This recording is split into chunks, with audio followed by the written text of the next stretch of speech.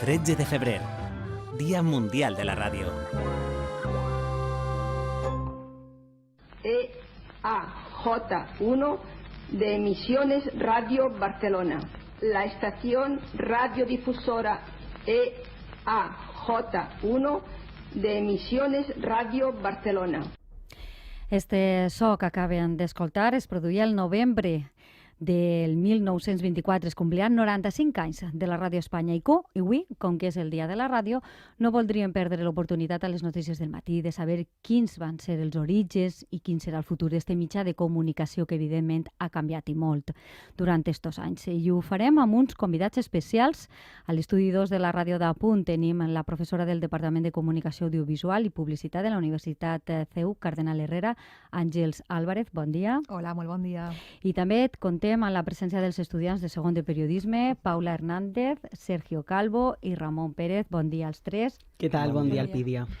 Àngels, com a coautora també del llibre, professora, però també autora del llibre Los orígenes de la radio en Valencia, el caso de Enrique Valor Benavente, voldríem saber quins són les principals peculiaritats de l'origen de la nostra ràdio i qui era Enrique Valor. La figura d'Enrique Valor és una figura prou desconeguda.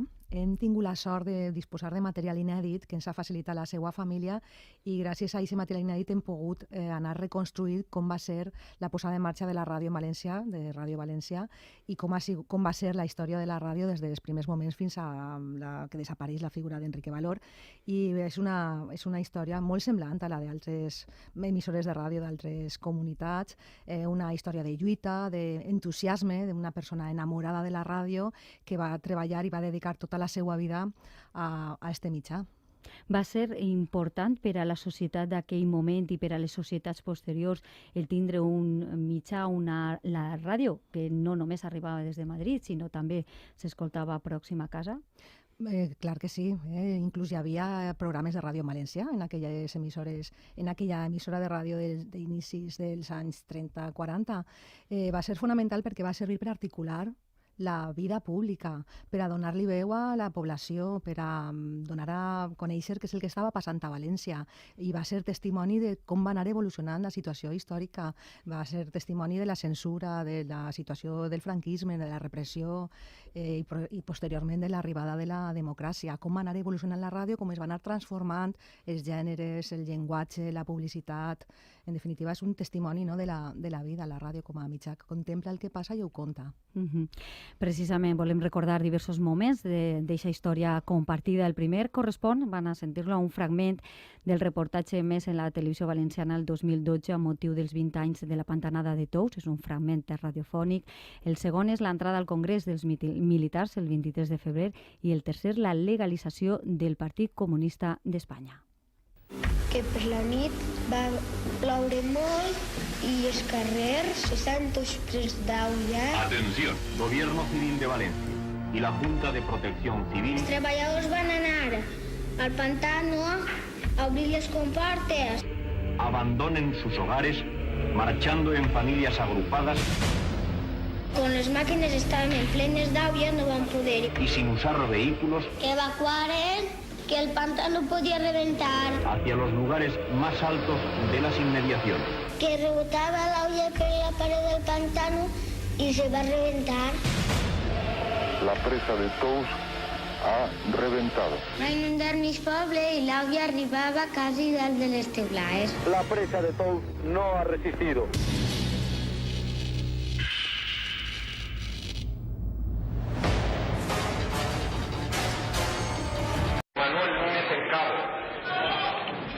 Sí, algo en estos momentos hay un disparo. Se ha oído un golpe muy fuerte en la cámara.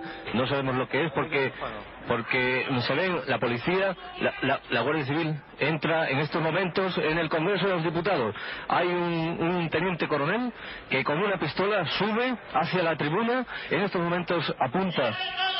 Es un guardia civil, está apuntando con la pistola, entran más policías, está apuntando al presidente del Congreso de los Diputados con la pistola y vemos cómo, cuidado, la policía.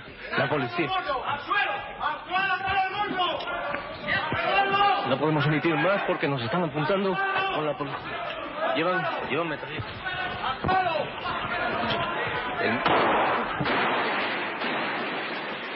Señoras y señores, hace unos momentos fuentes autorizadas del Ministerio de la Gobernación han confirmado que el Partido Comunista de España ha quedado legalizado e inscrito en el... Repetimos la notícia, Per a la majoria dels oients, estos sons fins i tot els vam escoltar en directe. Per als nostres convidats no, perquè eren molt joves o fins i tot no estaven en alguns dels casos. Volem introduir a la conversa a Paula, a Sergio i a Ramon. Comencem per Paula, per tu. Quina imatge tens de la ràdio per a tu com a jove, però també en els estudiants de ràdio, de periodisme, la ràdio? Pues actualment pense que la ràdio és un sistema molt efectiu perquè no sols tracta l'immediatesa, sinó que és molt proper al públic, ja que utilitza l'imaginació als oients, i pense que és un mètode molt creatiu per a que s'imaginen el que estan contant. Sergio, en el teu cas, quines són les característiques que més te criden l'atenció de la ràdio com a mitjà de comunicació? A mi el que m'agrada de la ràdio és el seu dinamisme, que és ràpida, és propera, i penso que això és molt important per a saber comunicar amb efectivitat. Ramon, una qüestió més. Els joves, què trobeu a faltar en la ràdio? Què és el que podria fer que no miraren al vostre col·lectiu, que sou el futur de la ràdio? La veritat que jo he de confessar que sóc un amant de la ràdio i també de la ràdio tradicional, però si em fas aquesta pregunta, jo crec que la majoria de joves trobem a faltar en determinades emissores, perquè és ben cert que hi ha certes emissores dedicades al públic juvenil, però en la ràdio tradicional, per així dir-lo, trobem a faltar continguts, diguem-ne, de la nostra preferència, del nostre gust, perquè, com et deia, la ràdio tradicional continua incorporant, continua tractant els mateixos temes que fa 1, 2, 3 dècades, i jo crec que li costa una miqueta actualitzar-se, que, per exemple, el podcast, el fenomen podcast, té una molt bona eixida per a la ràdio juvenil. Àngels, el podcast és present, però és el futur. Està ja generalitzat este producte dins de les empreses? Encara no. És cert que l'explosió del podcast es va produir al 2014 i tenim com a referent dels Estats Units, que és un país on es consumís molt de podcast. Al 2014 hi ha un punt d'inflexió perquè hi ha una televisió pública que difon un podcast que es diu Serial, que aconseguís vora 70 milions de descàrregues, que és una barbaritat, i a partir d'aquest moment les empreses a Espanya situen la mirada en el podcast i decideixen apostar pel podcast. Està desenvolupant-se d'una forma lenta, a poc, però jo penso que ha vingut per a quedar-se, i sobretot per a quedar-se entre la població jove, que són els que estan trobant ahir continguts que no apareixen abordats en la ràdio tradicional, que és el que comentava Ramon. I a més, continguts molt variats i amb un tractament sonor molt exquisit, no? Està molt curat, són, en el cas dels podcasts professionals, perquè també n'hi ha podcasts amateurs, però quan parlem de podcast professional trobem unes històries molt ben escrites, molt bons guions, molt bones veus, molta ficció. D'això precisament són els serials d'abans de la ràdio tradicional actualitzats. Jo crec que veuen un poc d'ahir, no? D'aixes radionovel·les antigues. El podcast avui en dia és un missatge, és un programa que està emmagatzemat i que tu te pots descarregar, consumir al teu gust, quan vols i on vols. I aquesta llibertat d'elecció és, jo crec, el que fa que connecten amb la gent jove, que a través de l'smartphone, tot el món ja, pràcticament tota la gent jove té smartphone, a través de l'smartphone estan consumint podcast, i aquells podcasts que a ells els interessa. La ràdio tradicional, renovar-se o morir? No, jo no crec que morirà. De fet, els teòrics diuen que no, que el que haurà de fer és reinventar-se, no serà com la coneguem ara, serà una altra versió de la ràdio, però la ràdio té una capacitat camaleònica per adaptar-se a situacions de crisi, a superar crisi provocada per la premsa, per la tele, ara per internet, i jo penso que internet el que li aporta és un aire fresc a la ràdio que està fent que connecte de nou amb la gent jove, perquè renovar-se, la renovació de l'audiència és fonamental. En les facultats, l'assignatura de ràdio està sent un poc eclipsada per el món digital, per el periodisme digital, ciutadà. No, estem integrant dins de la ràdio, per exemple, ara està parlant-se molt de la ràdio transmèdia, de la ràdio multimèdia, la ràdio a través de diferents plataformes, la utilització, la confluència de diferents llenguatges i formats, i estem integrant tot això també dins de la ràdio tradicional. La gent jove és obvi, no?, que estan desllumbrats per la imatge, però també és veritat que el so connecta amb aquest primer sentit que l'ésser humà comença a desenvolupar, i la força que té el so i la força que té la paraula parlada, jo crec que no queda eclipsada per la imatge. Sí, un poc el que comentava Paula, no? De fer imaginació. La ràdio no tindria sentit sense els oients, i en el nostre número de WhatsApp i durant tota la setmana en les xarxes també hem convidat als usuaris i usuàries a que s'acosten la seva experiència. Anem a sentir algun dels missatges que ens han arribat, en concret del Col·legi Agustinos de València, del Col·legi Públic Rosario Pérez de la Vall d'Uixó i també del Col·legi Públic Germans Ochando.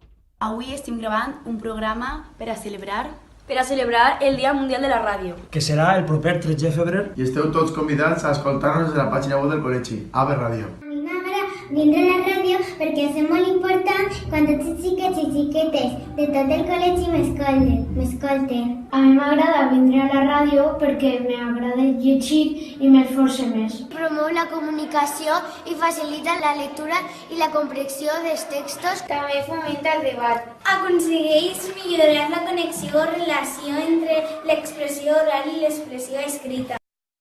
Molta audiència jove, també tenim veus i experiències. Escoltem-ne una titulada en periodisme d'Adrià, que també és periodista, i un altre Adrià, que ens fa arribar a la seva veu des de València. Vaig tindre el plaer de fer unes pràctiques increïbles a un mitjà radiofònic. Des d'aleshores sé que este és el meu mitjà, la ràdio, i que m'encantaria que fos el meu futur, perquè la ràdio és veu, és història. La ràdio, com la màgia, hauria de ser eterna. Vull desitjar feliç dia de la ràdio a tot l'equip de les notícies del matí, el Pidia, Mati, Àlex, Alejandro, Josep Maria, Lorena i moltíssims més, per despertar-nos cada dia i per ser un dels equips més professionals que existeixen. Així que moltes gràcies i per favor continueu així. Evidentment soc de ràdio, de fet vegem tots els matins des de primera hora fins que després entre a l'institut. La veritat és que a mi el que m'agrada de la ràdio és que en sentir només veus crec que ens fa que ens centrem més en el missatge que esteu donant i no sent també d'altres coses com imatges o altre contingut audiovisual. Són ja, lamentablement se'ns ha anat el temps en la ràdio, són ja les 8:59, queda poc. Hem d'agrair als nostres 4 convidats la seva presència. Esteu convidats a quedar-se al llarg del dia en la ràdio de Punt i comprovar com es fa el mitjà, sobretot vosaltres que esteu aprenent a ser periodistes. Paula Hernández, Sergio Calvo i Ramon Pérez, moltes gràcies als 3. Moltes gràcies, Àngels Álvarez, professora. Per convidar-nos. Sí, moltíssimes gràcies per vindre i per explicar-nos com és el futur de la ràdio.